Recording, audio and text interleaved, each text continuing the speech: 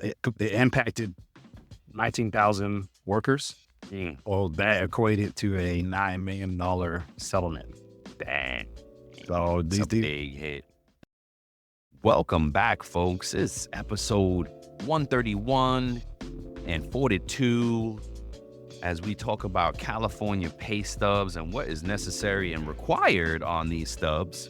But before we be stubbing, before we get into all that, how you doing? I'm good, man.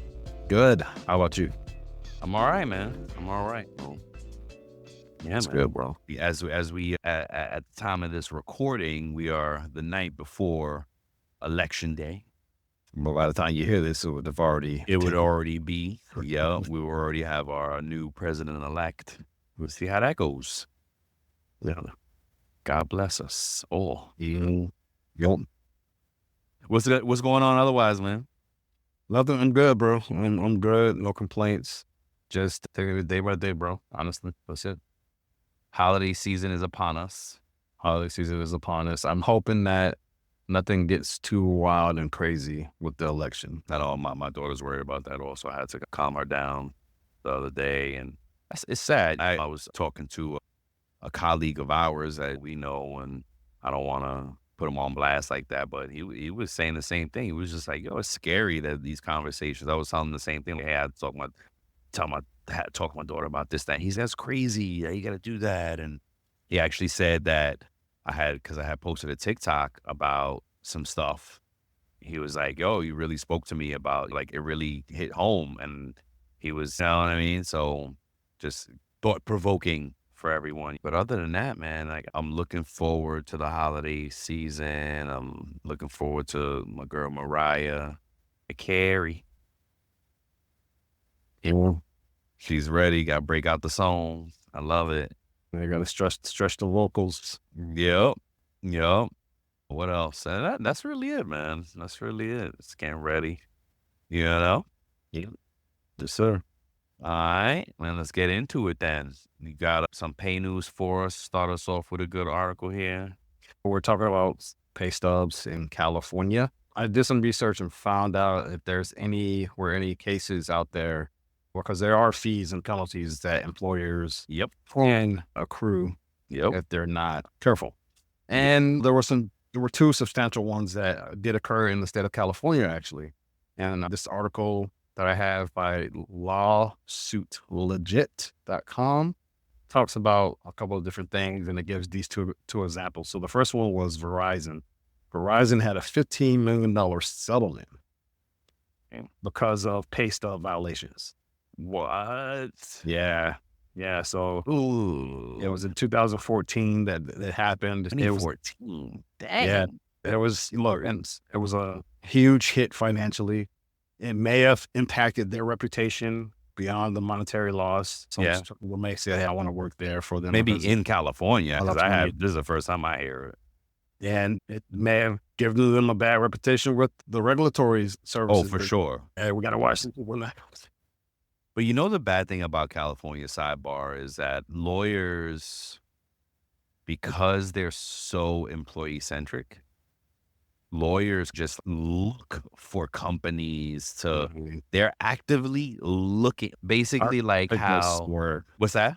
I think that's everywhere, but I get what you're saying. Probably in California, it's more prevalent, right? Like they're chomping at the bit to like. Yes, exactly right. Exactly right. It made me think of like how some lawyers chase ambulance, like how they talk about that ambulance chases or whatever.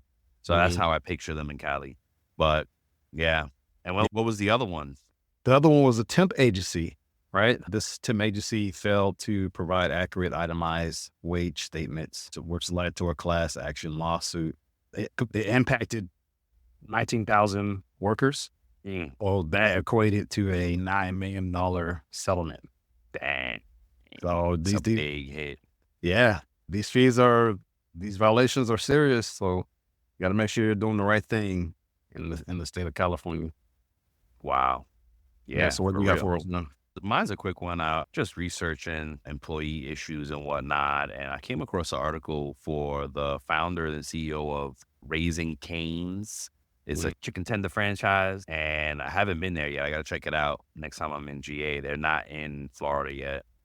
But anywho, he had talked about hiring practices and what he looks for when he's hiring employees and things like that. And one of the things that is a red flag for him is when they're more into title and control versus teamwork. So during an interview, if he realizes that you're all about the title and who do I rule over, you know what I mean? And that's what it is about for some folks, right? It's about the title, it's about that status, it's about a power, and that's a turnoff for him when he's hiring, right? Wow.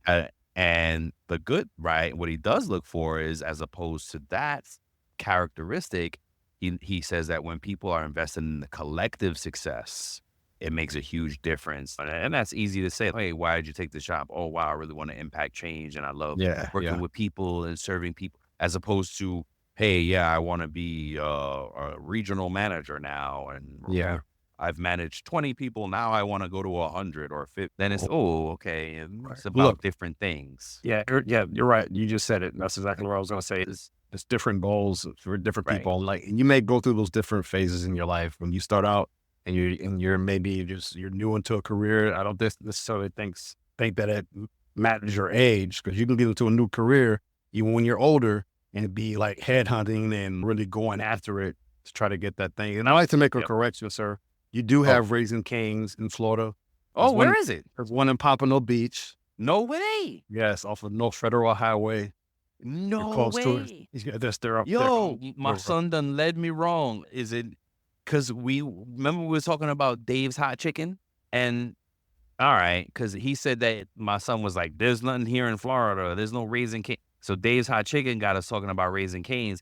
Dang, I'm going to have to take him maybe, next weekend. We have to go to Raising Cane's. Yep. There is one. And then I know there's a Dave's Hot Chicken somewhere. Like, oh, no, we went to Dave's Hot Chicken. Yeah, there's one down here in South Florida now. Apparently it was only in Central Florida. It just came down to South Florida. The first time we went, there was a line around a block type. Oh, wow. Yeah, there's Raising Cane's all over the place down there, bro. Oh, really? Yeah, Pompano Beach. There's one in... That's what happens when you listen... near Miami. There's two down near Miami. One near Delray, Boca area. See? Thank you very much. Yes, Fact check. All right. Cool. Let's pay the bills. Time to pay the bills. Shout out to TrakGO.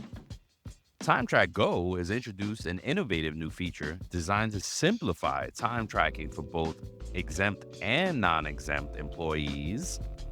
This feature aligns with the recent changes in the FLSA standard, or the FLSA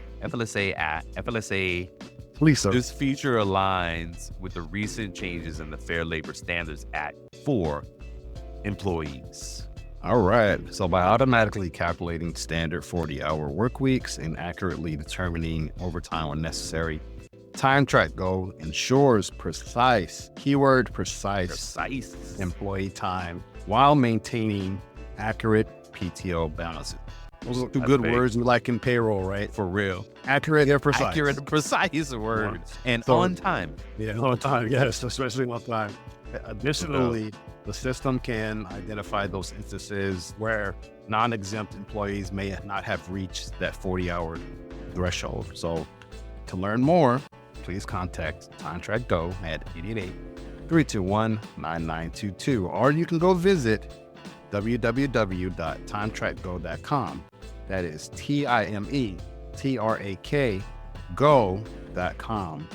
Let's go. Let's go.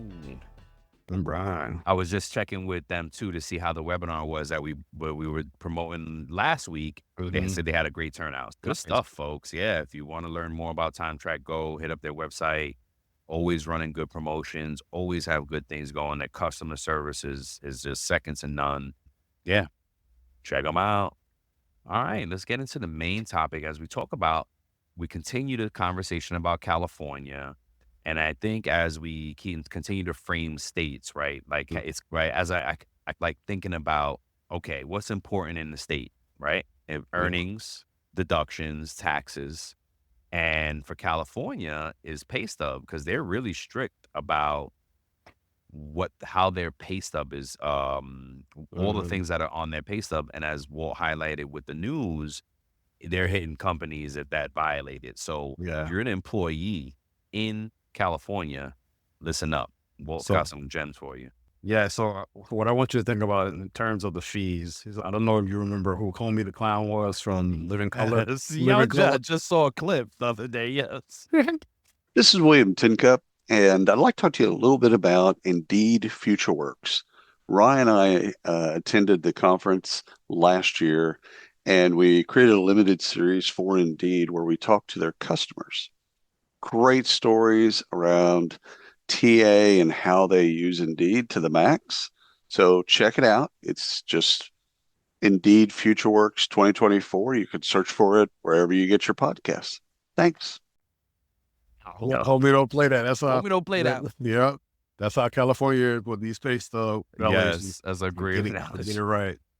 All right. So here, we're going to talk about some key points and takeaways that you as the employee may want to consider or you should know, right? And, Yeah. and even if you're a payroll pro or HR pro or an employer listening to this, you could take away some things from this as well. California law mandates that each stub must contain specific information, including an employee's full name, the last 4 digits of their social or their employee ID, the pay period dates, gross to net earnings. That can include PTO, whatever those hours are coded, OT, all those different things need to be itemized and broken out. Yep. Total hours worked, even for salary folks, and even for those non-exempt employees as well. So you want to make sure that you have the applicable hourly rates in total hours worked at each rate. So notice how I said at each rate. You have split shifts or anything like Yep. that. What do they call it? Shift differentials? Shift differentials. Yep. Premium rates. Yep. Doing different things. Yep. Yep. Those different things and stuff you want to look at. Those Ooh. deductions, right? Ooh. Those things listed, like Brian started discussing, saying benefits, taxes. So those are different things you want to have listed there. Paid sick leave. The balance needs to be on there when applicable, right? So those are things you want to make sure that you do, and you want to make sure that you're aware of those things as the employee and the payroll pro or HR pro. You want to make sure that you give easy access to pay stubs. So employees must receive a pay stub either electronically with easy access to a printable version, or they must receive it in paper form. So they elect. Sometimes a lot of companies nowadays, they give the option to where their employee can choose to do it electronically to get it in a paper form. Yeah. So this ensures that they have full access to payment details, which is protected under California's strict wage and hour laws. So, and you also want to make sure that you understand that you have a right to accurate and timely pay information. So that means employees in the state of California have the right to inspect their pay stubs and to ensure their accuracy. Look, and not just in California, you should do this no matter where you reside. Mm-hmm. We encourage you to really take ownership of your pay, right? Yes. Don't be afraid to ask them the questions. Yeah. It's the last one before I hand it off and Brian gets into some comparisons with other states and get into his thing. Employees have the right to inspect their pay stubs, like I said, and if you have any discrepancies arise, employees are encouraged in the state of California to address them promptly. So misrepresentations on pay stubs can lead to costly penalties for employers and may impact pay transparency. Think about Verizon, that $15 million lawsuit, that temp agency, $9 million. Man, that's crazy. Yep. This last one's for you too. Okay. Unlike California, many states only require partial wage information on pay stubs. For instance, Texas and Florida only mandate that the gross/net earnings appear without itemized deduction or deductions or hourly details. California's detailed approach underscores its commitment to wage transparency and employee rights. See, and that's a great call out. I love that the comparison was for Texas and Florida, because we've been saying in the show, that's the difference between yes, you don't pay income tax in Texas and Florida, and there's 8 or 9 other states that you don't pay income tax in, but you lose that advocacy, that governing body, that employee Mhm. centricity. Why can't I say the word anymore? Employee centric governing Yes. government, right? That's protecting your rights. Mhm. Florida, we don't pay income tax, but guess what? We don't have all these rules either because there's Yep. no staff, there's no people actually doing that, right? Actually going Mhm. out and policing the employers and making sure that they're doing it and making sure they're compliant. So that's the trade-off. So I think that was a good one. Those all of again, that section was for our employees mainly. Those are Really. the things you need to think about. Now, for our payrollers and all the folks that are responsible to actually get those paychecks out the door in whatever fashion, right? And there is some overlap here, of course. But for the employers, here are the things that you should know. The covered employers, meaning the employers that have to abide by these rules, are all employers except local government organizations, school districts, and non-for-profit schools that employ students, right? Weird exceptions, but those are the exceptions in California. Yeah, the non-for-profit schools that employ students is like, what? But okay, look up, but this isn't the reason. You got to go look up the exceptions, right? If you're not a Yep. local government or school district or non-for-profit school, then you pretty much have to abide by the law. Um, Now, payments can be made in Cali, paycheck, cash, a paper check, or direct deposit, of course. But it also goes as Mhm. far as to say anything that what is the method that can be fully cashed on demand at the business location in the state. Yeah. Yeah, I wanted to go back to something Yes. because I'm just thinking about like the covered employers, how it said all employers except, and this kind of threw me for a loop, Uh-huh. except for some local government organizations. I'm like, wait, why would I understand it's a little bit different because I know the state is mandating it, but Yeah. like, wouldn't you want the local government to be like transparent with the stuff? That makes it seem shady to me, Yep. but yeah, Yep. I don't know. Yep. Yep. But honestly, that's how it is at the federal level too.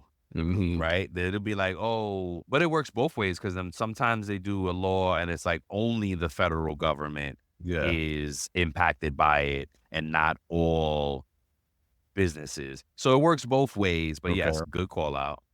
What threw me off was and this speaks to how old these laws are, Yeah. right? That they're so old because it said basically it's okay, you can get paid in cash, check, direct deposit, or anything that's on demand that you can solve at the location. Hey, I'm gonna give you this card and this is the pay card. You gotta come back and hand this card in for pay. It's crazy. Yeah. Anywho, the check in that payment method, the check must show the business's name and address. And if it's drawn on a bank, again, how old these rules are, right? Because I had to read Mhm. this several times to understand what it said. If it's drawn on the bank name and address, don't have to be on the check, but it must be able to get cashed at any branch of that bank. If you're looking to explore fresh perspectives, dive into compensation tech, or just enjoy a lively conversation and debates about the evolving world of total rewards, you're in the right place. Welcome to Totally Rewarding Chats, where we discuss the future of compensation, benefits, talent, and all things HR tech. I'm Sean Luchins, VP of Product Strategy at Salary.com, bring years of product and development perspective. Joining me is the bow tie wearing, comp tech loving, experienced guru Paul Ryman, founder and managing partner of Novo Insights. Together, we'll be jamming with guests and sharing candid, unfiltered conversations about total reward strategy, compensation technology, talent trends, and anything else we find interesting in the world of HR. Mhm. Weird, right? It's just what? Yeah. So, How does and that it work? has exactly, and I get it that you don't have Yeah. to put the bank name on it or whatever, but Mhm. anywho, and then now here's some of the overlapping information. Walt shares some of this stuff. What has to be on the pay statement, the gross and net wages, the It's always good to give a good reminder. absolutely no, especially because again, we're repeating for our payroll pros, right? Mhm. We taking notes and we just, oh my gosh, I didn't know that. The gross and net wages, the applicable hours and rates in effect during the pay period, the number of hours worked by each employee and their each hourly rate, number of piece rate units earned, and any applicable piece rates, right? You may get a different rate for doing widget A than widget B. Then it's got to say that. Deductions, pay period start and end dates, employee's name, employee, only the last four of the social, this keywords, only the last four of the social, or another employee ID other than the social security number, right? You cannot put, point being, you cannot put somebody's whole social on their check. Yep. Employer's name and address, and then overtime hours may be itemized as corrections on the regular pay stub with identified dates of the pay period for any corrections. Meaning, I think what that means is if they owe you overtime from another pay period, it still has to be like, right? And then this is something that I was always a stickler with, or still am a stickler with retro, right? If you do retro hours, I like to break it out. Hey, here's retro hours regular, retro hours OT. Some folks just dump it in all retro, but you really can't tell, especially if, because then you got to argue. Then I feel like you gotta explain it. You gotta explain it anyway, right? Just because what if the employee challenges you? You didn't pay me all my OT for this year. That's what I was saying. You gotta explain it to the employee anyway. Might as well bring it out nicely. Make it easy for yourself as the payroll professional and the organization to just break this stuff out. And then Walt said the paid sick leave or paid time off, and not only what you've used, but your current balance has to show. And believe me, employees will hold you to this in Cali. I remember Cali employees being like, hey, where is it all? Where's my balance? My balance is not right. It's not on here, blah, blah, blah. Don't think that they don't know and they're not paying attention. Some of them are very savvy. All of us Cali employees need to be. But so keep that in mind. And then the last, a couple more points. Sorry.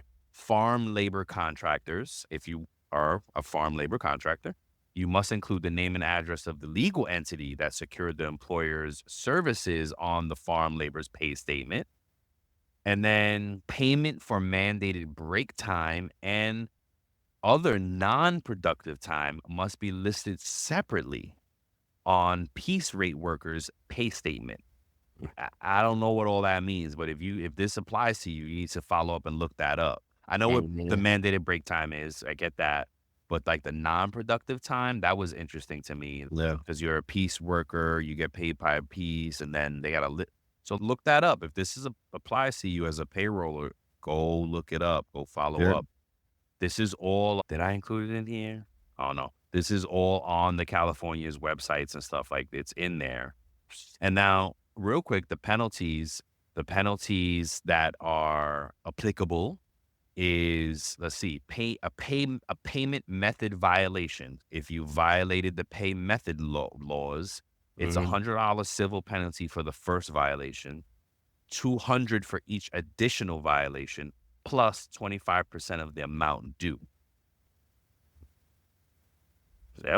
Pay statement violation. So that was pay method violation. This is pay statement violations, is penalty of either actual damages or $50 for the first violation, $100 per employee for each additional violation up to $4,000, plus costs and reasonable attorney's fees.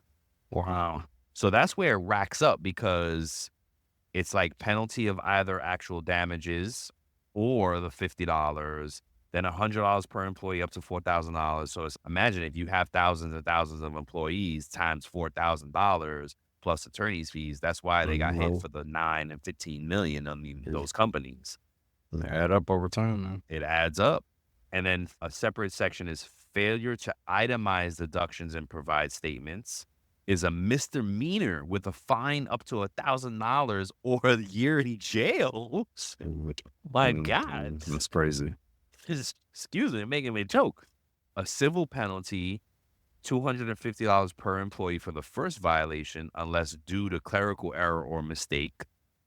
You got to be able to prove that, folks. That's why documentation is a pillar of payroll.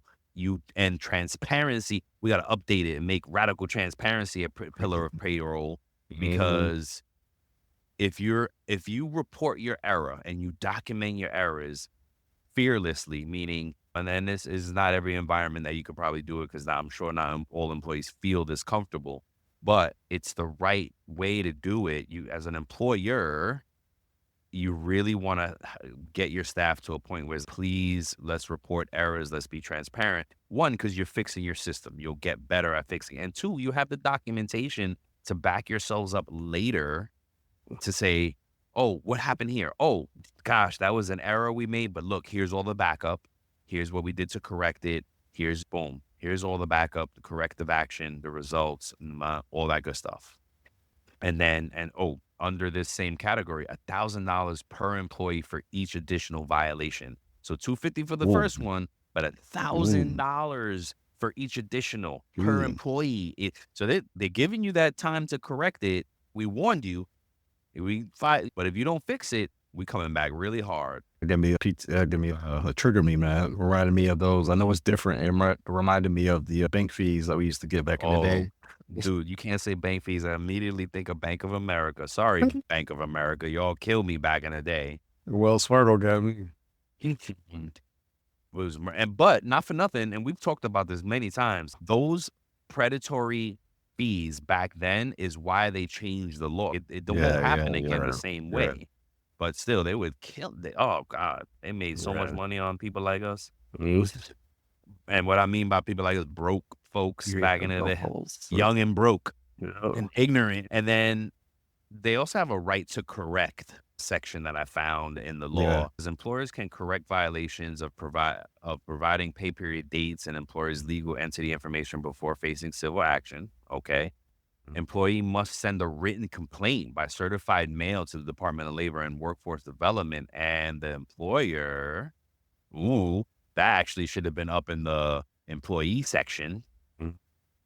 And then Department of Labor, Workforce Development will notify the employer, and the employer has 30 days to correct the issue if notified, and 33 days to correct the issue if Department of Labor does not notify. Either way, you got it correct. Yeah, either way, you got to correct it. Hey, this is William Tincup, and I'd like to talk to you a little bit about Practitioner Corner podcast. It's a wonderful podcast about the journey, the paths of how practitioners, both HR and TA, kind of go from high school, college, all the way to where they are right now. Some of the things that they've learned, how they've been successful, people that thrive around them, etc. It's a fun podcast. You'll love it. You'll learn from it. Subscribe to it. Thanks. But it's so interesting. And look, if you're an employee in Cali, call up a lawyer. I'm sure they will get it going for free, because those lawyers love some business violations out there. So yeah, man, as we wrap it up, I see we got a fun little this or that for the holiday. Yeah. We haven't done it in a while now. We haven't had it. Usually we should do it. Yeah, we should do it. It's fun. You know what I mean? Yeah. So I think we both have to give answers, right? Yeah, we both do. We should both give answers. Okay, I want to go first. I want to ask you first. Okay. A Christmas Story or Home Alone?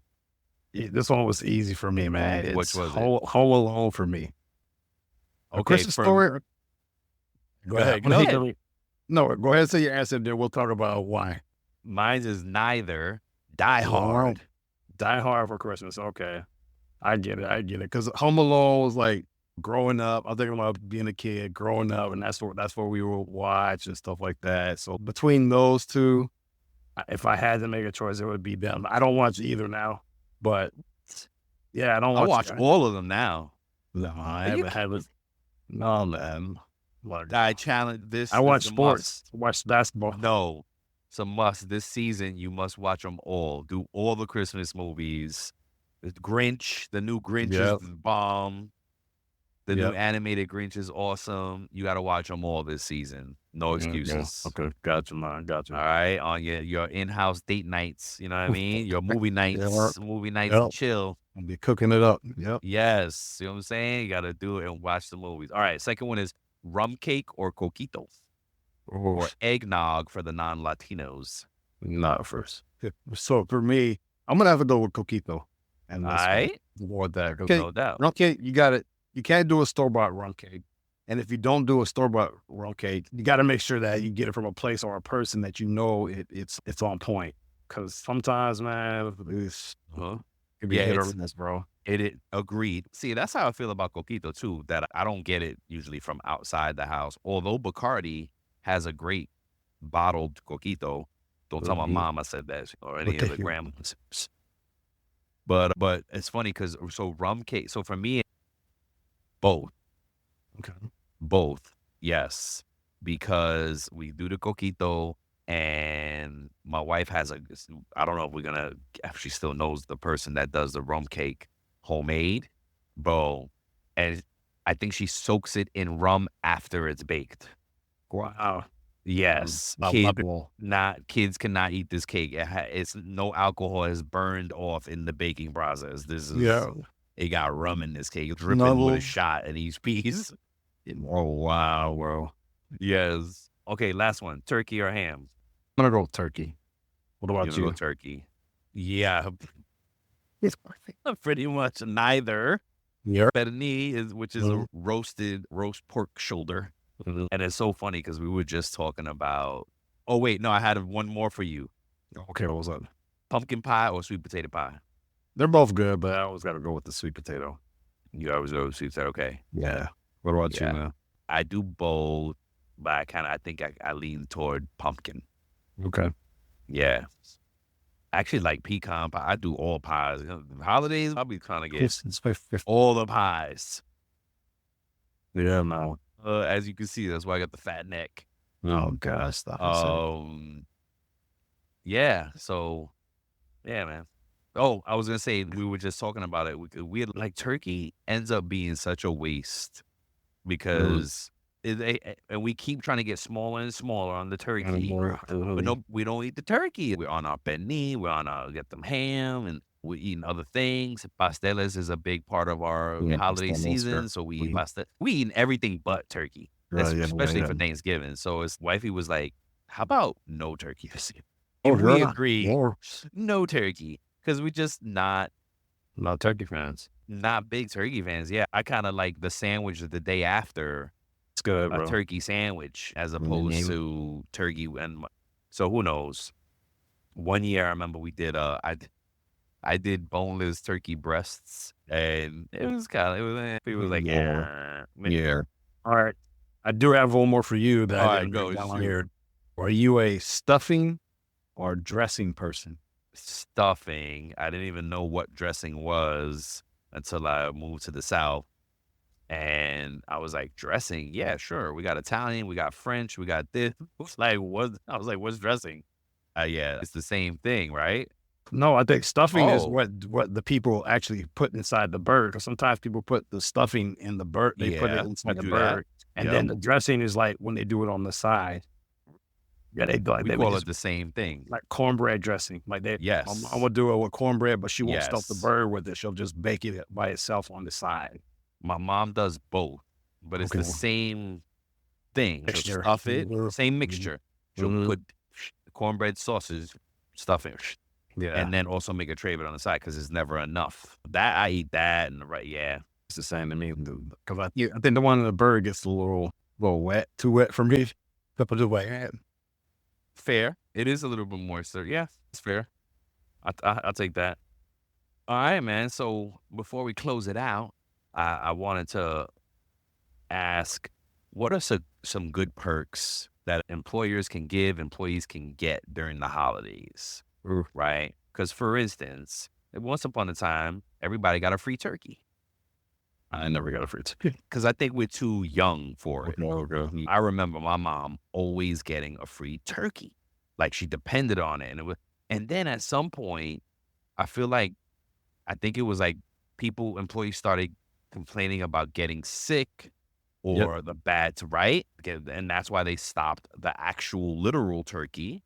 And then some employees would try to do the Butterball gift certificate or gift certificates. But then, yeah, but then even that becomes a problem because technically, when we're talking payroll here, if you get a gift certificate for $25 or more, that should be added on to your earnings for the year and taxed.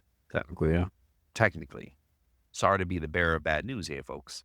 But so then it's like, what do employers do? If you have the budget for it, I've always liked receiving that holiday bonus. I was being real as an employee was guiding stuff during the holidays. And look, a holiday bonus No could be doubt. $50, $50, $100, $250, whatever. It's going to get taxed at that bonus rate and stuff like that. So you're going to potentially pay the supplemental maybe tax rate and stuff potentially. like that. Thank you for saying Right? potentially. Yep. Look, but I'd rather give you some extra money. That's going to go towards something that I need or something for the holidays, right? So for me, I feel like more people may appreciate that. Look, there's some companies I work for where they didn't do any of that. And they just say, hey, early release day. Oh, I'll take that. Right? I'll take that. Only because more recently, you think about the cash register, right? Mm-hmm. And it's like, if it has to be earnings to the employee, the employer, it has to incur more costs for that. It's if you can avoid it being an earning to the employee, then the employer actually saves money. I do, of course. Cash is king. I'll take cash, but I would take days off, half days. Shoot, work from home, because our business, our world, we should all have the ability to work from home. Was an interesting question. What payrollers out there, what scenario would they actually have to be on site? I'm curious. But if you work in an industry where you can actually work from home, you know what? Hey, let your employees work from home those weeks, especially parents. The kids are off the week of Thanksgiving. Kids are off the week of Christmas. It's a big help for them to, have that time home. I'll work, but hey, let me work from home. Yep. So I like that, the half days or early Mm-hmm. release. What was I gonna say? Look, and I'm not opposed to a good party either. A A good little holiday cold party, good meals, maybe some Mhm. free drinks, something like that. I'm not opposed to that at all. So company sponsored or like Company sponsored. potluck? Okay. No, oh God, no. Thanks for saying that. No potluck, people. No potlucks. I had I'm that. not doing potlucks. That could be an episode in itself there, sir. Yes, you're right. And look, next safe talk, to potluck or not. Yep. Because we in the holiday season for 2 months, so we can cover it. Let's go. Let's go. Yeah, let's do it. Oh man, that was fun, man. Thanks for the episode, partner. Yes, sir. Likewise. Yeah, man. To the rest of y'all, have a great, safe holiday season. We're gonna see you next week. Just getting everybody ready. Gear up. It's time, folks. It is the time of this recording. It is November 4th. The holiday season is upon us. Get your life together. Start planning. And if you plan to be broke, then hey, that's the plan. Make sure you avoid parties and make a plan. How you gonna avoid? As long as you're happy. That's all that matters. Oh heck yeah! You can be broken and happy. And I saw a post. I'm sure everybody's seen this. Oh, I did the budget. Looks like everybody's getting a hug this year. Yeah. And a high five. And a high but it was true. Air 5. Yep. COVID still exists. Oh gosh. Oh my. Wait. What? Okay, we gotta save it for the potluck. Yeah, right. Let's save it for the There's potluck. that episode with the Oh potluck. my god. All right, folks, we love you. Peace. All right, peace. Before we sign off, here are a couple quick things. Don't forget to follow It's About Payroll on LinkedIn and It's About Your Paycheck on Facebook and TikTok. Thank you for being part of our payroll community, and thank you for being a part of this journey with us. Until the next time, keep learning, keep growing, and most importantly, keep going.